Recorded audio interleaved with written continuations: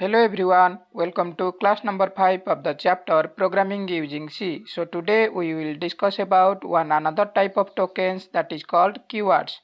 तो प्रीवियस कुछ क्लास में हमने ऑलरेडी टोकन्स क्या होता है, टोकन्स की क्लासिफिकेशन के बारे में, और कांस्टेंट क्या होता है, वेरिएबल क्या होता है, आइडेंटिफायर क्या होता है, ये सब हमने ऑलरेडी डिस्कस किया है। अगर आप वो सब वीडियो देखना चाहते हैं तो वीडियो के आई बटन में और वीडियो की डिस्क्रिप्शन में आपको पूरी प्लेलिस्ट का लिंक मिल जाएगा, आप जाकर देख सकते हैं। What do you mean by keywords in C program? Keywords are the predefined or reserved words which have fixed meaning.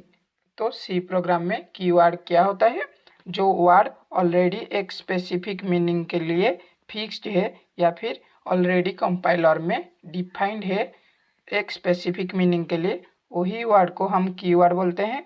और कीवर्ड सिर्फ वही मीनिंग के लिए ही सी प्रोग्राम में यूज किया जा सकता है क्योंकि ऑलरेडी कंपाइलर में डिफाइंड होता है।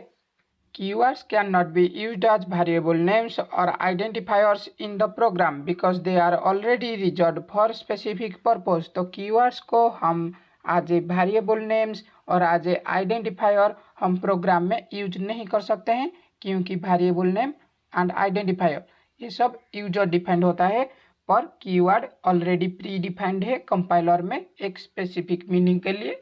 तो प्री डिफाइंड जो हुआ है उसको यूजर डिफाइंड नहीं कर सकता है वेरिएबल नेम की तरह या फिर आइडेंटिफायर की तरह।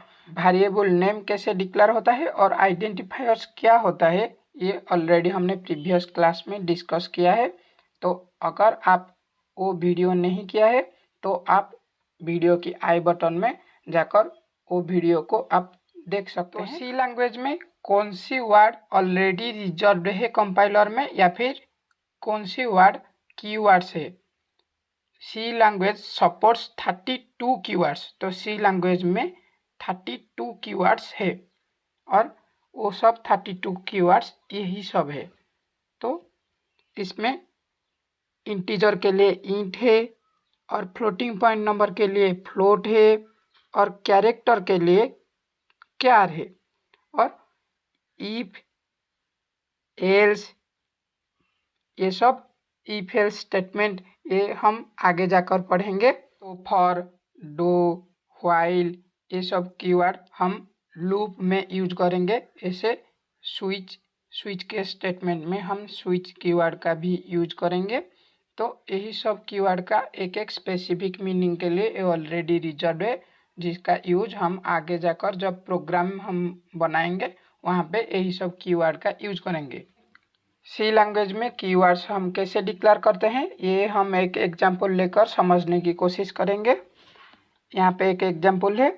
इस एग्जांपल में इंट एक कीवर्ड है और ए एक वेरिएबल नेम है और ए जो वेरिएबल नेम है ये सिर्फ integer type of data value को होल्ड कर सकता है क्योंकि int keyword integer type of data value के लिए ही यूज किया जाता है। और सेकेंड एग्जांपल में फ्लोट एक कीवर्ड है और जेड एक वेरिएबल नेम है। जेड सिर्फ फ्लोटिंग पॉइंट नंबर को या फिर डेसिमल नंबर को होल्ड कर सकता है क्योंकि फ्लोट जो कीवर्ड है ये सिर्फ डेसिमल नंबर के लिए या फिर फ्लोटिंग पॉइंट नंबर के लिए यूज किया जाता है। तो इंट और फ्लोट कीवर्ड जैसे यूज किया गया है हम क्यार कीवर्ड का भी यूज कर सकते हैं। जैसे कि हम क्यार कीवर्ड का यूज करेंगे उसके बाद एक वेरिएबल नेम देंगे। यहाँ पे मैं एस एक वेरिएबल नेम दे रहा हूँ और वहाँ उसके बाद हमने सेमीकोलन सिंबल का यूज किया है। तो ये जो एस जो वेरिएबल नेम है ये सिर्फ एक character type of data value को होल्ड कर सकता है क्योंकि वहाँ पे क्यार कीवर्ड का यूज किया है। तो ऐसे ही हम if keyword, else keyword, do keyword, while keyword ये सब हम आगे जाकर जब प्रोग्राम बनाएंगे तो उसका यूज कैसे होता है हम आगे धीरे धीरे समझने की कोशिश करेंगे। तो आज की इस क्लास में हमने पहले कीवर्ड क्या होता है और कहाँ पे हमने कीवर्ड नहीं यूज कर सकते हैं और कहाँ पे कीवर्ड यूज किया जा सकता है उसके बारे में हमने डिस्कस किया। उसके बाद हमने कीवर्ड्स कितने तरह का, जैसे कि कीवर्ड्स 32 टाइप होता है। सी लैंग्वेज में कीवर्ड 32 टाइप्स का होता है और वो सब कीवर्ड के बारे में हमने थोड़ा बहुत डिस्कस किया और उसके बाद हमने एक एग्जाम्पल लेकर कीवर्ड्स को समझने की या फिर कीवर्ड्स कैसे डिक्लेयर होता है उसको समझने की कोशिश किया। तो आज के लिए इतना ही।